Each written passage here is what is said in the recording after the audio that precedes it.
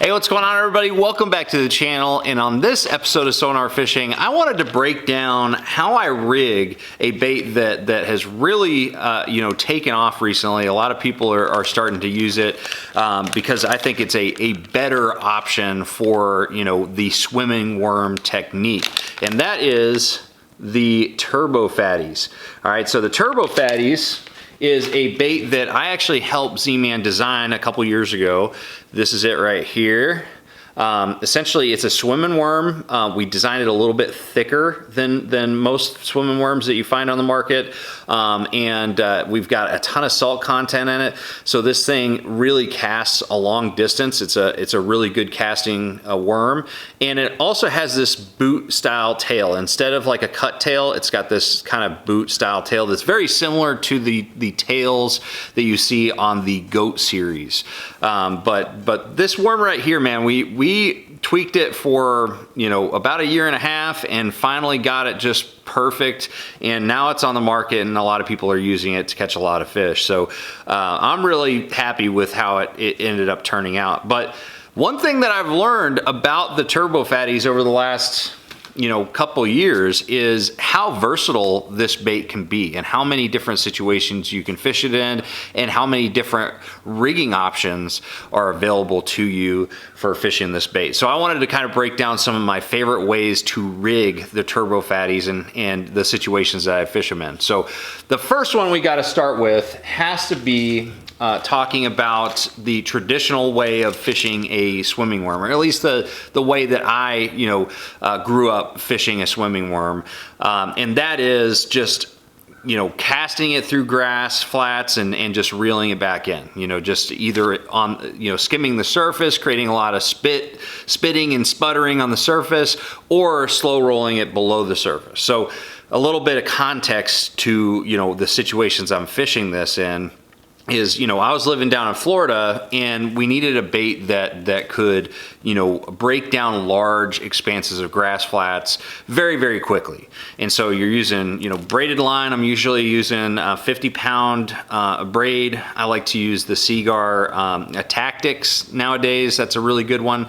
And you're just covering these large grass flats, making long fan casts and reeling it in. Again, you can fish it on the surface, kind of like a toad or a buzzbait, or you can do it subsurface, more like a swim bait sort of situation. So that's a traditional way, with a traditional Texas rig, rigging fashion with a pegged weight. All right, so I'm usually using between an 1/8 ounce and a 1/4 ounce tungsten worm weight.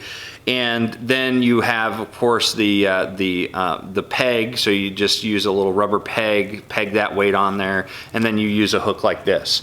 So anytime I'm Texas rigging this bait, I'm going to be using an EWG style hook. This is the Hayabusa 959. This is just my favorite EWG of all time. This is the one I use. I usually use 4/0 or 5/0. The 4/0 looks a little small for this bait, but because Elastic is so compressible, it doesn't gob up on the hook set, so you don't have to really worry about that much. So 4/0 does good, but if it just looks too small to you, you can go to a 5/0 and it works great. So that's kind of where it all started. That's the genesis of, my interest in this type of bait, is fishing those large grass flats, and, having to break down those large grass flats was a pain with any other bait, but this would come through grass extremely well, both emergent and submergent, and it caught a lot of fish too. A lot of vicious strikes, especially on top. I miss those days going to Okeechobee every day and fishing this bait. But the other way that I fish it that's very similar is I use fluorocarbon instead of braid. But when I'm doing this, it's more for submergent vegetation. So a perfect situation or scenario of using fluorocarbon versus braid to kind of get more strikes in clear water is like the Harris chain, down in Florida. You go to Lake Griffin, if you swim a worm with braid, you're still going to catch them, but you're probably not going to get as many bites because, a lot of those fish are pressure pressured and they may be line shy. And so going down to fluorocarbon, like 15-pound test fluorocarbon, is a great way to swim it through that eelgrass or hydrilla and still get a lot of bites. So I will fish it with the same Texas rig, same rigging fashion, and use fluorocarbon for that. And just to touch up on all the tackle that I'm using, I usually use, if I'm fishing like emergent grass flats with pads, reeds and anything that's above the surface, I'm usually going to be using the braided line, 50-pound test, the Okeechobee rod from Fitzgerald, and usually like a 7.2 to 1 gear ratio casting reel. The VLD 10 is the one I use generally. So that's for the heavy, vegetation. Now, submergent vegetation with the fluorocarbon, I use just a regular worm rod. I'll use a 7.3 medium heavy all-purpose series rod for that situation, and the same reel, 7.2 to 1 fits perfect. And I'm usually using just red label, so like 15 or 20-pound test red label, depending on the density of the cover. That's kind of the standard.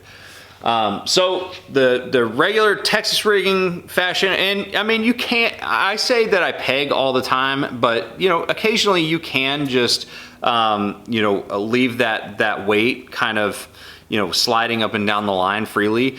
But really I usually want to keep that weight, with the bait. So it's all one package, especially when I want to like pause it on the retrieve and let it fall straight down. It's really important to have that weight pegged so the Turbo FATTYZ follows that weight all the way down. So that is how I fish Turbo FATTYZ the majority of the time, but there's a few other really good options. So the next one that when I saw the Turbo FATTYZ, the finished product, the finished design, I looked at it, I was like, man, you could trim that down and it would be a killer trailer for like a chatterbait or a swim jig. And so that's exactly what I did. I ended up trimming it down a little bit, and this bait creates the perfect profile and this perfect swimming action on the back of a swim jig. If I'm looking to get that swimming action out of a swim jig, nowadays I pretty much always use the Turbo FATTYZ because it just has such a awesome swimming action to it. Very consistent, just very realistic swimming action. So I like to use it with a swim jig a lot. But again, I trim it down. I'll show you exactly how much I trimmed it down. I would say about 1.5 inches is what I cut off of it. So, and I mean, to me, that is a really, really overall good profile. I dig it. But yeah, it works great as a swim jig trailer, and even comes in white. So you can use like a white or pearl swim jig with it and match it as a trailer. So I do that a lot.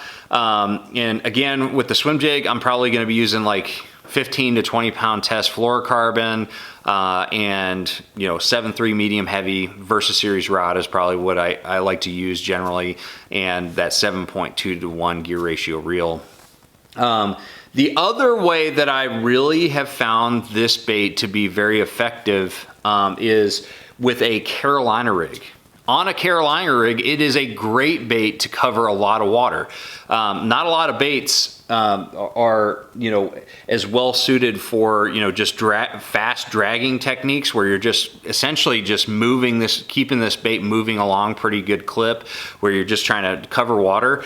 The Mag FATTYZ or Turbo FATTYZ does a great job at having a nice swimming action behind a Carolina rig. It's very natural, and so I love throwing it on a Carolina rig when I'm just trying to cover water. When I'm slowing down and really picking an area apart, a lot of times I'll go with a stick bait, something like a Zinkers or something like that. But there's a lot of situations where I want something that has a little bit of tail action to where I can just move it pretty quick. Sometimes I'm really dragging that Carolina rig fast. But it works really good behind a Carolina rig. Usually I'm using, 30-inch leader or something like that. and I'm using the same exact EWG hook, the 959. I usually use like a 3/4 ounce weight with it, and then my main line is probably about 20-pound test, no lighter than 20-pound test.